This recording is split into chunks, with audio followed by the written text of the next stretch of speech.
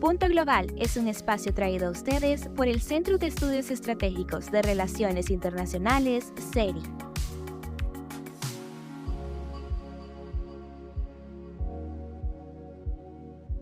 Bienvenidos y bienvenidas a un nuevo episodio de Punto Global. Soy Guillermo Ospina, director académico del CERI, y como cada semana los acompaño para analizar lo que pasa en el mundo. El día de hoy me acompaña Carla Lofrano y Gastón Sedner. Hola Carla, ¿cómo estás? ¿Cómo está todo? Buen día, Guillermo. Buen día, Gastón. ¿Cómo están? Saludo también a todos nuestros oyentes. Espero que estén todos muy bien. Y hola Gastón, ¿cómo va todo? ¿Qué tal? Guillermo, ¿cómo estás? Un gusto estar acá de nuevo.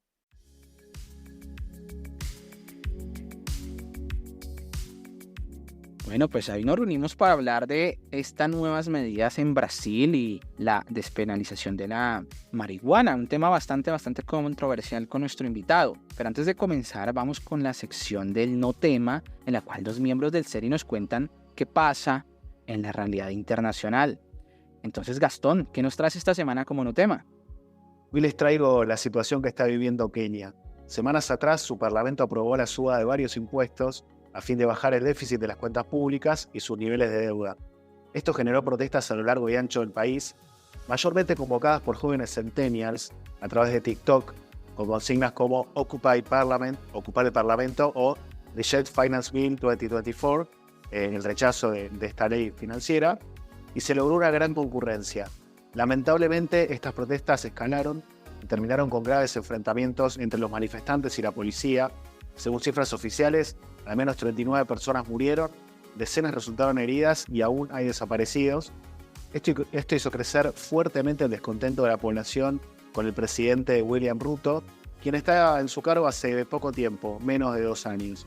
Si bien la fuerte presión social hizo que el gobierno diera marcha atrás con esta ley, los activistas convocan a nuevas manifestaciones para estos días que vienen ahora y se esperan jornadas de alta tensión en las principales ciudades como Mombasa y Nairobi. El mundo observa con atención cómo sigue esta situación en un país que tranquilamente podría ser considerado como un bastión de estabilidad y un ejemplo de institucionalidad, por lo menos hasta ahora, en la complicada región del Cuerno de África. Bueno, Gastón, muchas gracias por ese no tema. Bastante interesante mirar lo que está ocurriendo en África. Y Carla, ¿qué nos traes tú como ese no tema? En mi no tema del día de hoy voy a hablar de las elecciones parlamentarias que fueron llevadas a cabo en Reino Unido el día viernes de la semana pasada. Fueron elecciones muy sorprendentes en sus resultados porque rompieron la tendencia regional donde veníamos viendo en las elecciones europeas un auge de los partidos conservadores o de derecha.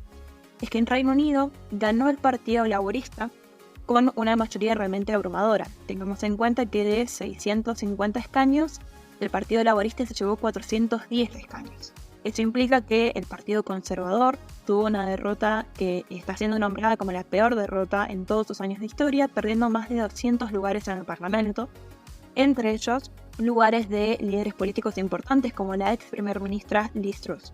Así, el día viernes fue nombrado el primer ministro Keir Starmer y rompió con 14 años de gobierno conservador en Reino Unido. Ahora, si bien hay un marcado quiebre en la tendencia, no deja de estar presente el auge de las ultraderecha, porque tengamos en cuenta que el partido reformista de Nigel Farage, que es el que se conoce como partido de ultraderecha dentro del ámbito político en Reino Unido, ganó 4 millones de votos. Si bien esto no implica una mayoría en escaños, no hay que dejar de prestarle atención y ver cómo sigue evolucionando la mayoría de este partido y sus propuestas en el Parlamento. Bueno, Carla, muchas gracias. Y con este paseo sobre la realidad internacional, vamos con nuestro tema de la semana. Hasta 40 gramos de marihuana podrá portar un usuario en Brasil. Esa cantidad lo diferenciará de un traficante. Así lo anunció el miércoles el Supremo Tribunal Federal, que despenalizó el martes el porte de la droga, en un juicio iniciado en 2015. Se presumirá consumidor a quien para uso propio...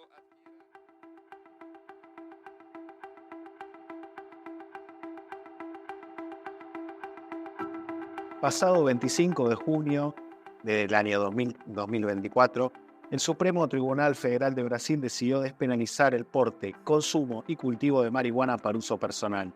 El tribunal determinó que la cantidad mínima, establecida en 40 gramos, diferenciaría el consumo del tráfico. Esta decisión es un paso histórico para Brasil, que se convierte en el país mayormente poblado en adoptar la despenalización de la marihuana. Para conversar más sobre las implicancias de esta decisión y el debate interno que presenta, nos acompañará Tiago Rodríguez. Tiago es politólogo, doctor en Ciencias Políticas y Relaciones Internacionales por la Universidad Católica de San Pablo y por la Universidad de la Sorbonne Nouvelle de París. Es autor, entre otros libros, de Drug Policy and the Politics of Drugs y Drogas y Capitalismo, una crítica marxista. Bienvenido, Tiago. Es un gusto tenerte acá en Punto Global. Gracias por la invitación. El gusto es mío. Bueno, Tiago, para comenzar, ¿podrías explicarnos con un poco más de detalle cuál fue esta decisión del Superior Tribunal y qué implicancias tiene?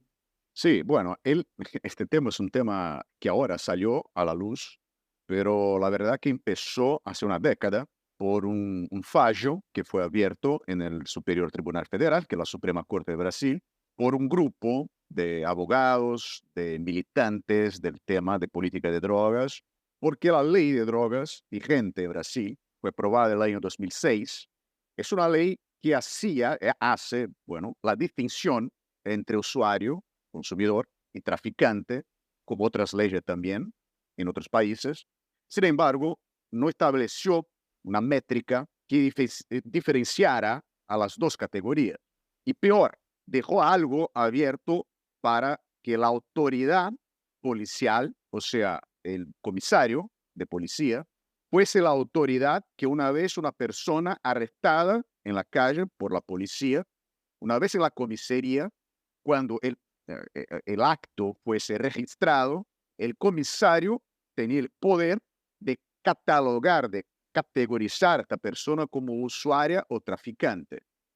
O sea, abrió una posibilidad muy complicada y que después se probó muy complicada para que toda una serie de prejuicios de color, de clase, de instrucción, incluso de modo de vestirse, implicara en una calificación como usuario o como traficante. Entonces, lo que pasó después de 2006 es que, aunque fuese posible ser considerado usuario, como no había una tabla en la ley, no había una definición de cuántos gramos de una sustancia prohibida, diferenciaba al traficante del usuario.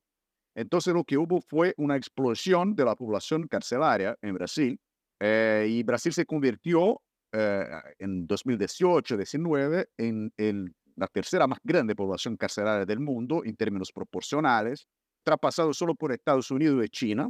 Y la causa principal para esto fue la aplicación de esa ley, que fue una ley con una intención muy progresista, pero la formulación fue una formulación muy complicada, fallida, ¿no? Y que abrió esa posibilidad, una ventana muy grande, sí, muy amplia, para toda una arbitrariedad de la autoridad policial para hacer o no hacer una calificación como usuario. Entonces, todos los prejuicios que comentaba implicaron en que la población carcelaria en Brasil creciera mucho y no de todos. O sea, la representación de la población carcelaria es mucho más grande entre los segmentos más pobres, menos instruidos, con educación formal y de color negra, ¿no? Entonces, 80% de los arrestados por temas de drogas están arrestados y después condenados, más o menos 45-50%, son con crímenes relacionados a la droga, son negros, o sea, afrodescendientes, ¿no? Y personas pobres, ¿no? Que viven en las periferias o en las favelas de Brasil. Entonces, la población es una población sobredimensionada en términos de representatividad étnico-racial y también sociocultural. Entonces, lo que fue por esto, ese grupo de personas entró con ese fallo, en ese proceso, digamos, una demanda en la Suprema Corte para que arbitrara sobre lo que faltaba en la ley de 2006. Y esto tardó casi 10 años, ¿no? ¿Por qué? Porque los jueces, bueno, uno daba toda una instrucción, bueno, y justificaba su voto, y el siguiente pedía para más tiempo para pensar y para formular su argumentación. Y esto empujaba la cosa como 6 meses, 7 meses. Y después el otro juez me macula igual, ¿no? Y así fueron casi 10 años hasta que saliera la mayoría. Por esto la semana pasada, ¿no? Pues saliera así por fin la última votación y se estableciera este marco, una métrica, pero una métrica para el cannabis, o sea, para la marihuana, y no para otras drogas prohibidas. Entonces, es la primera cosa importante para tener en cuenta, que aunque haya otras drogas prohibidas en Brasil, ¿no? Como la cocaína, el crack, la heroína, etcétera, el MDMA, un montón de drogas, son las drogas internacionalmente prohibidas. Bueno, esto vale solamente para la marihuana. Y es algo que se puede discutir también por qué, ¿no? ¿Por qué pasó esto con la marihuana? Pero para entender el proceso, fue algo así, una demanda de la sociedad civil organizada ante una ausencia de definición clara en la ley de 2006. Y lo que pasó fue, aunque haya una interpretación, que es una interpretación mayoritaria en la prensa y con algunos expertos, que hubo una descriminalización, una despenalización, yo sigo una opinión distinta de algunos otros criminólogos. Hay un criminólogo muy importante en Brasil que se llama Saulo de Carvalho, que tiene una opinión que comparto yo, que lo que hubo en la Suprema Corte, esa decisión, fue un desencarcelamiento del usuario. O sea, el usuario no va más a la cárcel. Pero como la ley no fue cambiada, la ley de 2006, si uno va a la ley y sigue lo que está en la letra de la ley, el artículo 28 de la ley sigue diciendo que son penas alternativas. Esto no es simplemente una diferencia formal, no es un juego de palabras. Eso significa que la persona que es tipificada como usuario va a tener un histórico penal. No es una sanción administrativa, no está manejada por el Código Civil, ¿no? Es algo que sigue manejado por el Código Penal, criminal. O sea, entonces no es una distinción simple, es muy complicado. O sea, si una persona sigue arrestada o si se descubre que en su casa tiene hasta 6 plantas de cannabis, que es lo permitido ahora, esto no pasa libre, ¿no? Seguirá respondiendo a una investigación criminal, pero no va a la cárcel. Es importante la decisión, es importante que no vaya a la cárcel, y eso podemos explicar por qué, pero no es una descriminalización, porque el tipo sigue, la persona, la tipificación sigue penal, ¿no? Y eso deja una huella en su historia como ciudadano o ciudadana, que es una huella criminal, ¿no? Entonces es importante hacer esta aclaración. Bueno, profesor Tiago, gracias por esa primera explicación y sobre todo es lo que nos gustaría como indagar cómo se ha dado ese recibimiento, digamos, dentro de la sociedad de este tipo de medidas, pero también hay un factor que me parece importante y es qué impacto tiene esto, digamos, en la lucha contra los grupos, contra los llamados comandos, ¿sí? Que son estas pequeñas organizaciones entre pandillas y grupos armados. ¿Qué impacto puede tener esa medida y qué recibimiento ha tenido en la sociedad? Son dos preguntas importantes, Guillermo, y voy a empezar por la segunda, porque esto tiene que ver con el tema del desencarcelamiento. Decía que era importante no ir a la cárcel, y eso lo más importante es que, bueno, pasar por la cárcel en todas las sociedades es una marca terrible para la vida de la persona. No solamente, claro, en términos de experiencia personal, por lo terrible que es estar aislado en una institución como son las cárceles, sobre todo acá en América Latina, en nuestros países, pero aún más complicado que la experiencia personal es que una vez fuera, ¿no? de la penal, del sistema carcelario en general, la persona nunca se va a liberar de este pasado y siempre va a ser algo que la va a perseguir como un fantasma, marcando su trayectoria y muchas veces impidiendo que encuentre una posición social, una posición en términos de trabajo formal, y es casi que una condena de por vida para la marginalidad, porque es muy complicado pasar por el sistema penal y volver a la vida social de una manera limpia, como se dice y como presuntamente sería la función del sistema de punición. Entonces, no ir a la cárcel es mucho porque los datos que tenemos ahora, que están un poco mejores, más consolidados, también indican que en Brasil, además de los datos que ya compartí, hay una mayoría de las personas, más o menos también alrededor de los 70% de los presos por acusación de tráfico, que fueron arrestados con pocos gramos de droga ilegal, pocos, marihuana u otra, ¿no? Entonces, en general son personas con pocos gramos encima cuando fueron arrestados, pero por su color de piel, su procedencia social, etcétera, fueron procesados criminalmente como traficantes, condenados y fueron a la cárcel como traficantes. Entonces no eran traficantes y fueron a la cárcel como traficantes. Eso ya es un estigma tremendo para toda la vida de la persona, pero es peor. Y ahí tiene que ver con tu pregunta sobre los comandos, las pandillas, los grupos criminales en Brasil. Algo que empezó acá en Río, porque acá en Río que ese sistema, ¿no?, de distribución territorial entre comandos y pandillas primero se estableció en Brasil, hoy está distribuido por todas partes, sobre todo la parte norte y nordeste de Brasil. En São Paulo es distinto porque tiene un super grupo que se llama el Primer Comando de la Capital, es otra, que es un monopolio, ¿no? Acá en Río nunca hubo monopolio, siempre una competencia entre grupos distintos. Entonces, mucha violencia por esto, por competir por territorios, ¿no?, y mercados. Y el sistema carcelario también fue dividido por los comandos para que no hubiera rebeliones o luchas dentro de los muros, ¿no?, las murallas del sistema. Entonces empezaron a compartir penales distintas con distintos grupos.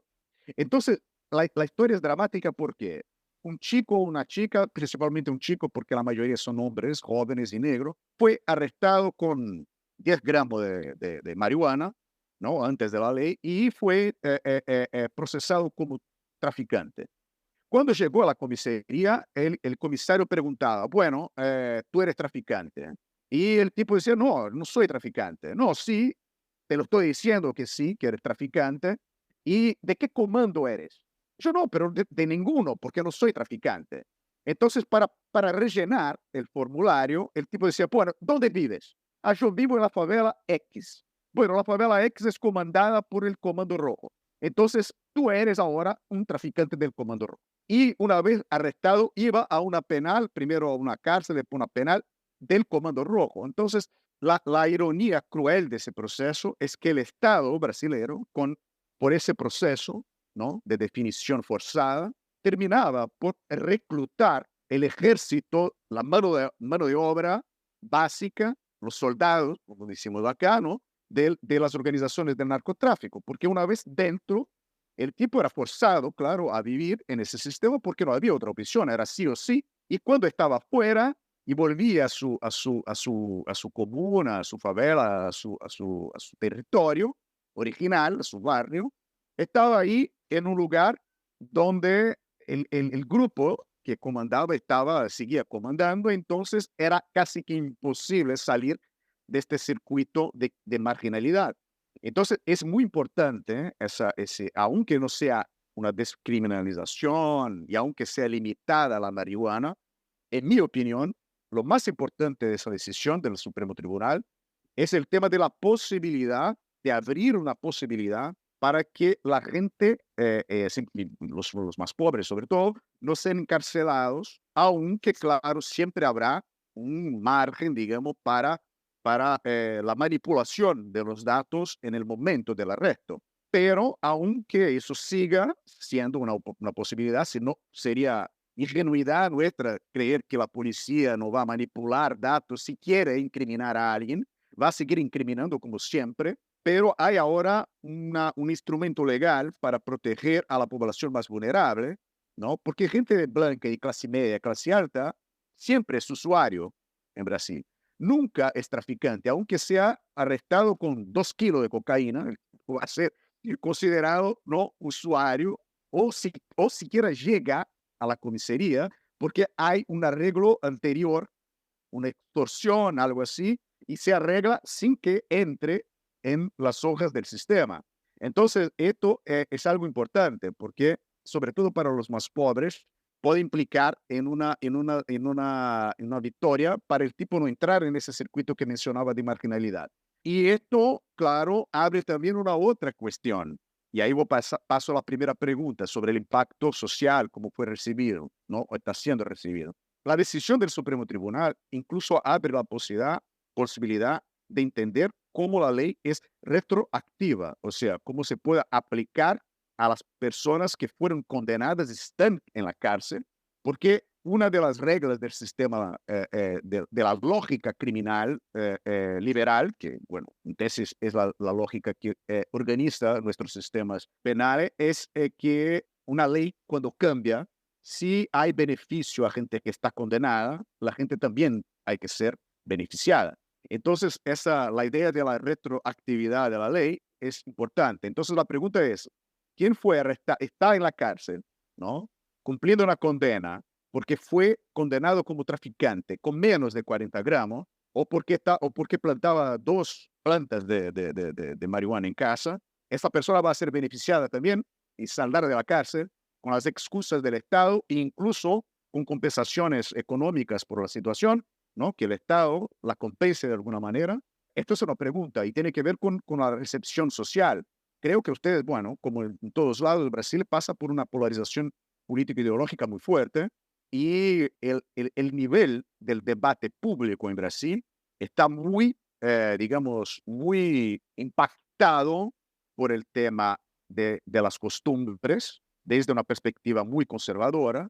Y el Congreso Nacional, el Parlamento, tiene una representatividad muy fuerte de los grupos cristianos y de los grupos conservadores, no cristianos también, que presionan al gobierno, que ahora es un gobierno de centro izquierda, el gobierno Lula 3, ¿no? La tercera vez que Lula es presidente, y Lula y su bancada tienen mucha dificultad para aprobar sus propias iniciativas. Entonces hay un chantaje todo el tiempo del grupo de las bancadas más conservadoras con la bancada gobernista sobre temas morales, ¿no? Entonces, ahora mismo hubo una decisión terrible en términos de la salud reproductiva, la salud de la mujer, que fue la aprobación de una ley que criminaliza la mujer que hace el aborto, termina con un embarazo forzado, o sea, un estupro,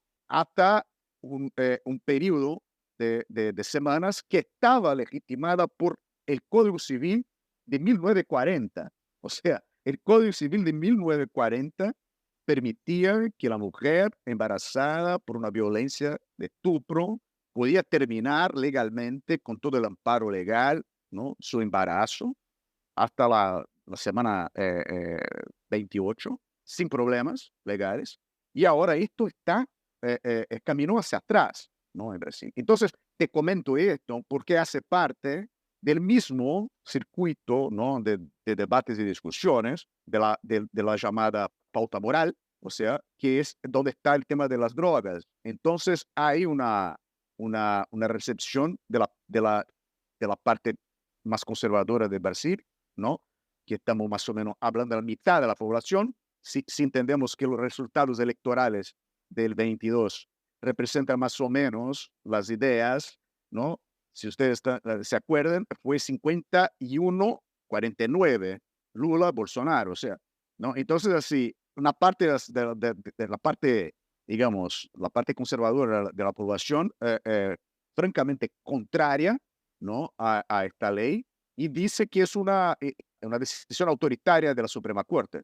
Entonces, todo el tiempo forzando, ¿no? El debate para el tema de que la Suprema Corte es presuntamente, entre comillas, comunista, ¿no? Como si fuera comunista la Suprema Corte, y que la Suprema Corte decide por temas liberales, ultra progresistas, comunistas, etcétera, y en contra el Congreso. Entonces, los partidos políticos de derecha y la parte de la ciudadanía conservadora usan el tema de la decisión sobre la marihuana para reforzar ese discurso, esa narrativa de que hay una dictadura, así se dice, una dictadura de la Suprema Corte, una dictadura comunista, una dictadura progresista, una dictadura contra la familia, una dictadura contra la moral, y así estamos, ¿no? Entonces, seguramente, ¿no? Eso va a seguir muy complicado. ¿Por qué?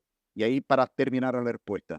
En ese mismo momento transita en la Cámara de Diputados un proyecto de modificación de la Constitución para criminalizar en la Constitución Federal al usuario de drogas. Y quiero subrayar esto, a excepción de la ley seca en Estados Unidos entre 1919 y 1933, que prohibió el alcohol, el consumo de alcohol, y fue una modificación constitucional, pero solamente para el alcohol. No se conoce en ningún lado del mundo donde el usuario de drogas haya sido prohibido en la constitución del país. Es siempre una ley infraconstitucional, una ley ordinaria, una ley común. Siquiera países ultraconservadores en temas morales, Irán, Corea del Norte, no están así. No son normas constitucionales. Entonces, hay esa ley que ya fue aprobada en el Senado, fue a la Cámara de Diputados. Caso sea aprobada, vuelve al Senado y es una propuesta de cambiar en la ley máxima de la nación, y esto incluso sobrepasaría la ley de 2006.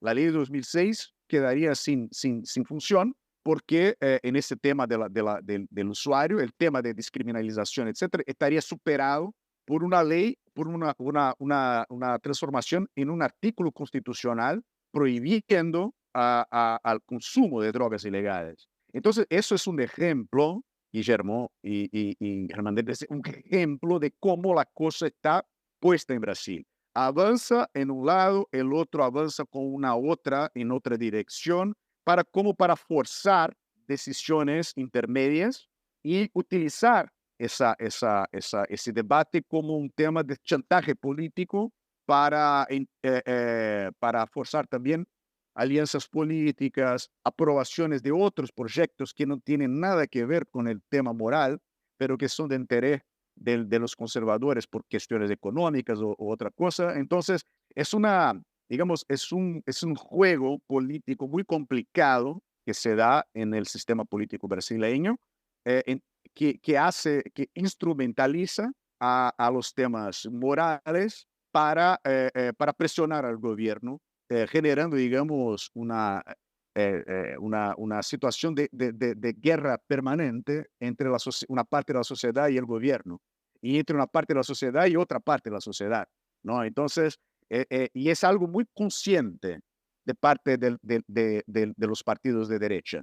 Se hace de una manera muy consciente, es un proyecto político, es una manera de hacer política que fue desarrollada por estos grupos, y no es algo casual, es algo muy consciente, y está presente un proyecto político de permanecer algunos grupos en el poder, aunque no cambie, el presidente sea Lula u otro presidente de un campo más democrático, pero que la coordinación política siga en manos de estos grupos económicos políticos que son en su mayoría conservadores. Entonces, la discusión de marihuana no es una discusión que preocupa solamente a los temas de quien está trabajando con la cuestión de droga, derecho de los usuarios o encarcelamiento masivo en Brasil. Sí, son temas de esta carpeta, sino también es un tema que está involucrado en la política nacional como un todo en Brasil.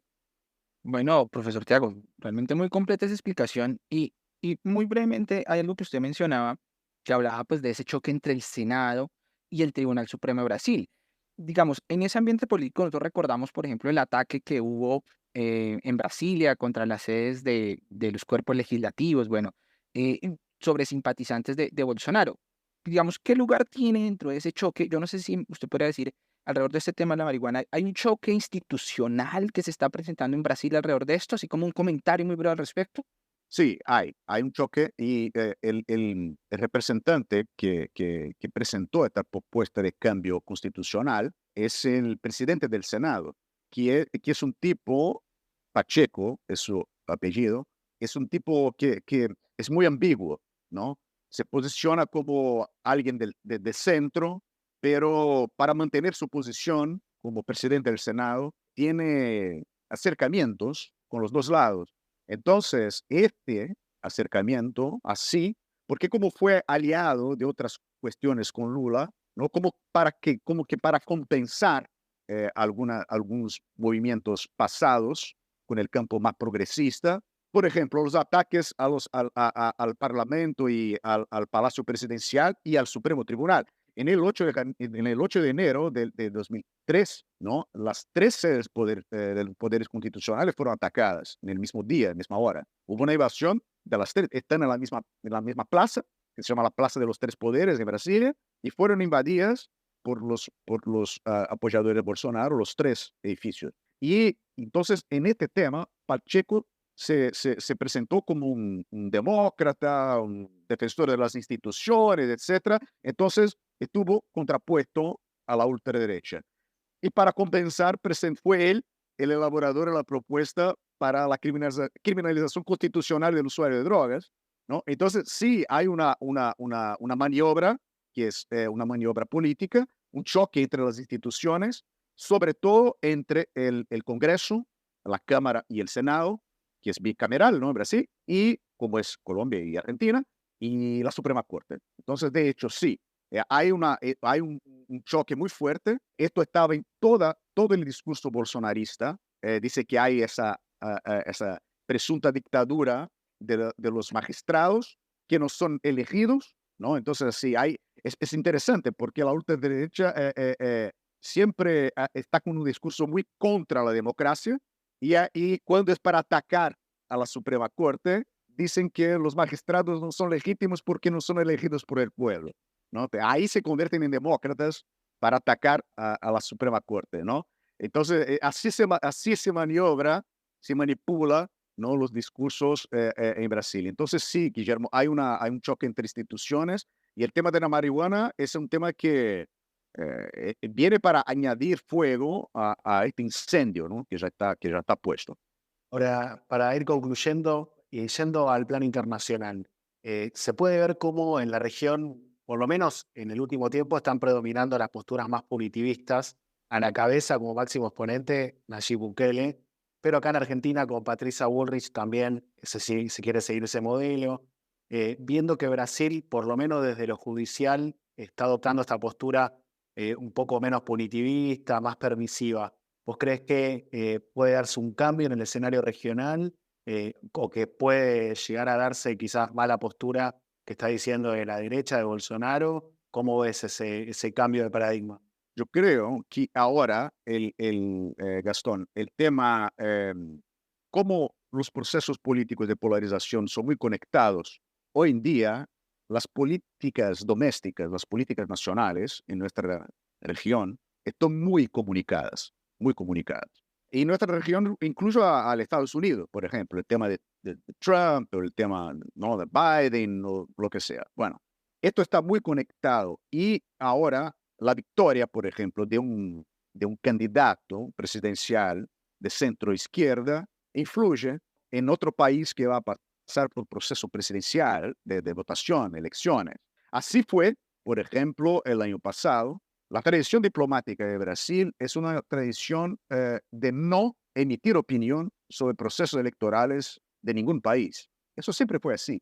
Independiente del gobierno, de izquierda, derecha, centro izquierda, ¿no? Siempre Brasil mantuvo una dirección diplomática. Bueno, no, hay elecciones en Argentina, nosotros no tenemos opinión. Hay elecciones en Uruguay, nosotros no tenemos opinión. De una manera muy institucional. El año pasado Lula emitió opiniones sobre Milei y Milei sobre Lula que están ahora ecuando ese problema, ¿no? Con la ausencia de Milei en la cumbre de Mercosur o la visita de Milei a Brasil estos días para un encuentro de ultraderecha y sin una agenda oficial, no de Estado. Vino como invitado a un encuentro de ultraderecha, pero no vino como jefe de Estado, no era una visita oficial. Entonces, eso sí influye mucho. Incluso Lula ahora hace un par de meses, manifestando opinión sobre las elecciones de Estados Unidos, ¿no? Apoyando a Biden, porque el año pasado, cuando hubo el tema del 8 de enero, Biden, en el mismo día, que fue un domingo, el 8 de enero, hubo un comunicado oficial de la Casa Blanca condenando a los ataques en Brasilia. Y eso es considerado acá en Brasil muy importante para que el proyecto posible de un golpe de Estado bolsonarista no progrediera, ¿no? Porque había sí la posibilidad de un golpe de Estado con la participación de una parte de las Fuerzas Armadas y de la Policía Militar. En una manera un poco parecida fue en 2019 en Bolivia, ¿no? Cuando Evo fue sacado del poder, donde la Policía Militar también se levantó. Entonces no fue un golpe militar tradicional, fue un golpe militar combinado, policíaco y militar. Entonces, yo creo que una decisión ahora en Brasil más progresista en tema de drogas, sí, sí, genera un panorama específico más progresista, pero no creo que con poder para influir, ¿no? En procesos domésticos de otros países, sobre todo en la Argentina de hoy, creo, y sobre todo en ese tema. Que porque cuando el tema es seguridad y seguridad pública, incluso los partidos de centro izquierda suelen ser más o menos conservadores, ¿no? Hoy en día. Entonces, el tema de seguridad es casi un anátema, ¿no? Es un pecado mortal, ¿no? Para un político hoy en día, decir que tiene una propuesta más progresista en términos de política penal, en términos de política de seguridad pública, porque hay una punición del voto, porque hay una difusión muy amplia en nuestras sociedades como un todo de una creencia en la agenda punitivista. Claro que El Salvador es como un ejemplo condensado, incluso en términos de tamaño, ¿no? Es condensado del ultrapunitivismo. Ahora, cuando Patricia Bullrich, bueno, tenemos que aplicar aquí la fórmula de Bukele. La fórmula de Bukele en la Argentina implicaría que 2% de la población argentina pasaría a la cárcel, porque es más o menos la población que está encarcelada en El Salvador, el 2% de la población, ¿no? Entonces, y las cuentas, ¿cuántas personas son esto en un país grande, ¿no? Como en Argentina, o en Brasil, o en Colombia? Entonces, yo creo que no es factible, no es realizable, pero es una agenda que hace fuerza, que fuerza, por ejemplo, debates como la privatización de las cárceles, ¿no? Porque si el Estado es ultraliberal y no puede invertir plata para construir y administrar nuevas cárceles, pero la seguridad es necesaria. Entonces, ¿cuál es la conclusión lógica? Bueno, hay que privatizar las cárceles. El Estado va a prender, va a arrestar o matar una parte de la población. La gente que no está muerta está arrestada, va a la cárcel y esa cárcel va a ser administrada por alguien. El Estado va, digamos, ¿no? Eso me parece un poco el tema en la Argentina. Ahora en Brasil también hay todo un debate sobre la privatización de las cárceles. Entonces, yo creo que los debates están muy comunicados. Entonces, sí, hay una influencia. No creo que sea muy positiva, pero hay una influencia del debate, sí, entre las sociedades y las fuerzas políticas de nuestros países. Bueno, profesor Tiago, y como para cerrar este episodio, hay un discurso muy famoso que hizo el presidente de Colombia, Gustavo Petro, en Naciones Unidas, que decía que la lucha contra las drogas había fracasado y más o menos fue los términos que utilizó. ¿Qué tanto esta medida de la despenalización en Brasil lo coloca dentro de esta frase, dentro de ese fracaso contra la lucha contra las drogas, ese fracaso, esa batalla perdida? ¿Qué lugar tiene, así en un breve comentario para cerrar este episodio de Punto Global? Esta frase de Petro es una frase clásica de los críticos de la war on drugs, de la guerra contra las drogas.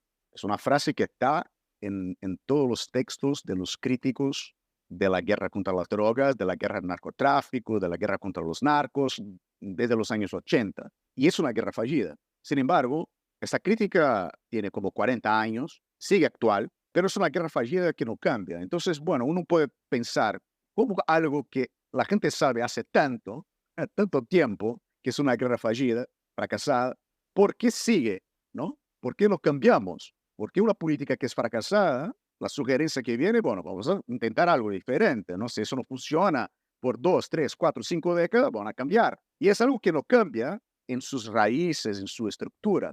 ¿Por qué? Porque si es fallida en sus objetivos abiertos, ¿qué es? Controlar o eliminar el crimen organizado, controlar o eliminar el consumo de algunas drogas, controlar o eliminar la existencia de una economía ilegal transnacional. Si estos son los objetivos abiertos, es un fracaso total. Sin embargo, es un éxito en muchos otros campos. Es un éxito, por ejemplo, para justificar políticas penales súper punitivistas en todos los países donde se aplican. Es un éxito para las maniobras y el chantaje político a nivel de los congresos. Es una gran oportunidad para que países como Estados Unidos puedan ejercer presión militar y diplomática y económica en países de América Latina, por ejemplo, y Caribe. Entonces, es un mercado inmenso para la industria de armas, no solo porque la guerra es una guerra que se militariza, sino porque el mercado de armas tiene, digamos, el privilegio de vender para todos, ¿no? El mercado de armas, el productor de armas no es igual el productor de drogas ilegales, porque la producción de drogas ilegales es ilegal y la producción de armas vendidas ilegalmente no es ilegal. Las armas no son producidas ilegalmente. No hay laboratorios metidos en la selva haciendo fusiles. Los fusiles son hechos en las grandes industrias de armas del mundo, que están sobre todo en el norte global. Entonces, es un gran negocio que esta guerra sea fallida. No interesa a la gente que está impactada por el tema. Y la gente que está impactada por el tema es la gente que está en la cárcel. Entonces, por esto, este tema del cambio del cambio de la decisión del Supremo Tribunal Federal es importante porque subraya esa cuestión y digamos que reanuda el debate público. Pero es una guerra que la gente quiere decir, ¿es fallida para quién?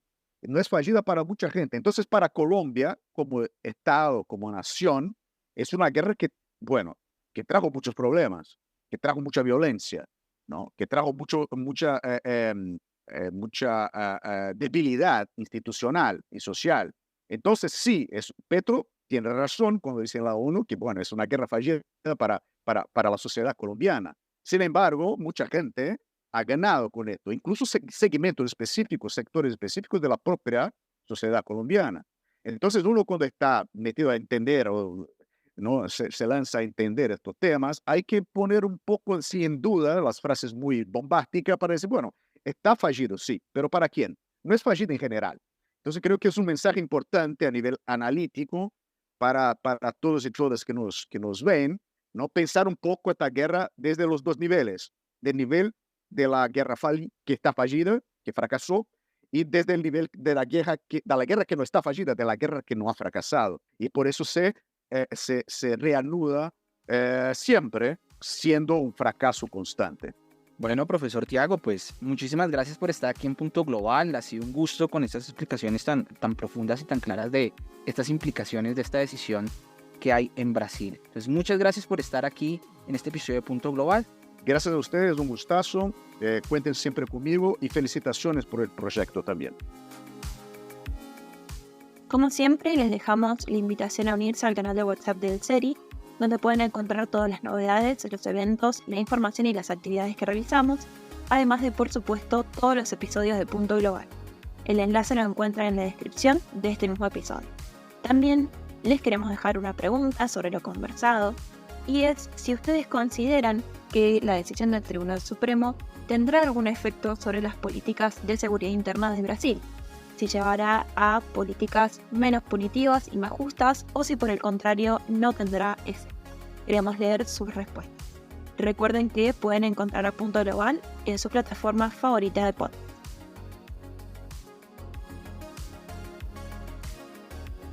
En este episodio de Punto Global, Gastón Sedner realizó la investigación. Ana Esquivel nos colaboró con la edición. La conducción por Cara Lofrano, Gastón Sedner y quienes habla Guillermo. Nos encontramos en un próximo episodio de Punto Global.